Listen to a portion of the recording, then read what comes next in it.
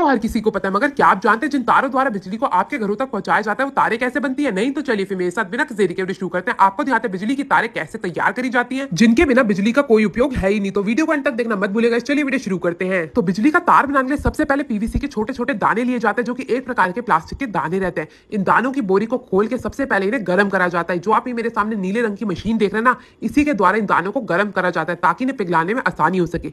ढेर सारे मटेरियल को इस मशीन के अंदर डाल दिया जाएगा और करीबन आध घंटे तक इसे ऐसे इसी के अंदर छोड़ दिया जाएगा। घूम घूम कर ये मशीन सारे के सारे दानों को बिल्कुल गर्म कर देगी, ताकि जैसे ही दूसरी मशीन के अंदर जाए बिल्कुल आसानी से इन्हें पिघलाया जा सके। इन्हीं दानों से वही प्लास्टिक तैयार होता है जो कि आपको भारी रूप से किसी भी तार के ऊपर देखने को मिलता है। इसे रंगीन बनाने के लिए इसके अंदर डाले जाते हैं रंगीन पीवीसी के दाने। तो थोड़े से रंगीन पीवीसी के दानों को आम दानों में मिला के अच्छे से मिक्स करा जाएगा। ये मटेरियल भी बिल्कुल गर्म रहता है। इस गर्मा गर्म मटेरियल को अच्छे से मिला लेने के बाद इसे डाला जाएगा मशीन के अंदर। मैं आपको बता दूं, इस मशीन के अंदर दो प्रकार के दाने डलते हैं, एक तो आम दाने और ये एक होते हैं रंग मिक्स करे हुए दाने। तो सबसे पहले रंग मिक्स करे हुए दाने को छोटी मशीन के अंदर डाल दिया जाएगा और जो बड़ी मशीन होती है उसके अंदर डाला जाएगा नॉर्मल दानों को। तो नॉर्मल और रंगीन दोनों प्रकार के दाने भी डल चुके हैं। अब बारी आती है सबसे इंपॉर्टेंट चीज की, जो कि होती है तांबे की तार। ये जो आप मेरे सामने ढेर सारी तारें देख रहे हैं ना, इन्हीं से हमारी जो तार है वो तैयार होती है। कितने एमएम की तार चाहिए होती है उसी के हिसाब से इन तारों को मिला के एक बड़ी तार तैयार करी जाती है। आज मैं आपको दिखा रही हूँ 2 एमएम की तार कैसे बनाई जाती है। सबसे पहले बड़ी सी तार के बंडल को लगा दिया जाता है मशीन के एक सिरे के ऊपर,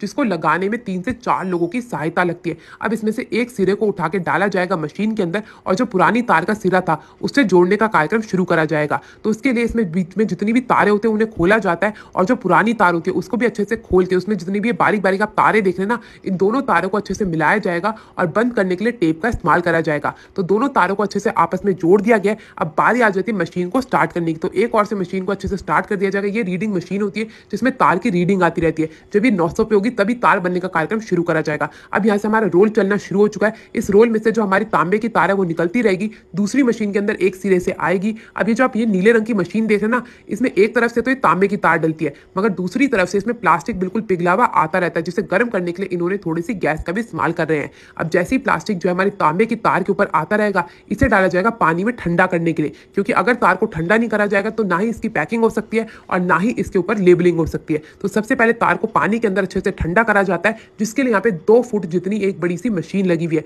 जिसमें पानी आता रहता है और इस बड़े बड़े से रोलर की सहायता से बिल्कुल अच्छे से तार को ठंडा करके आगे की ओर भेजा जाता है। अब ये जो आप मेरे सामने मशीन देख रहे हैं ना, इसके 2 काम होते हैं, एक तो तार की नपाई का, दूसरा तार की खिंचाई का और साथ ही साथ तार के ऊपर नाम लिखने का। इसी मशीन द्वारा तार के ऊपर नाम लिखा जाता है किसी भी कंपनी का। तो इसी मशीन द्वारा अच्छे से तार के ऊपर नाम लिखा जाएगा, इसी मशीन में रीडिंग आती रहेगी और जैसे ही हमारी 90 मिलीमीटर की तार बनके तैयार हो जाएगी, ये मशीन खुद ब खुद काट के उसे अलग अलग भागों में इकट्ठा कर लेगी। अब बारी आती है तार की पैकिंग की। तो यहाँ पे पैकिंग के लिए अलग से मशीन लगी होती है जिसमें एक सिरे से तार को डाला जाता है और उसके बाद ये खुद ही से घुमा घुमा के एक नया सा तार का रोल बना के तैयार कर देती है। अब इस तार के ऊपर भी दोबारा से कंपनी की लेबलिंग करी जाती है, तभी तो पता चलेगा ये तार है कौन सी कंपनी की। तो अच्छे से इसके ऊपर लेबलिंग करने के बाद इन भागों को भी अच्छे से काट के यहाँ पे जो हमारी आम तार बन के हो चुकी है तैयार।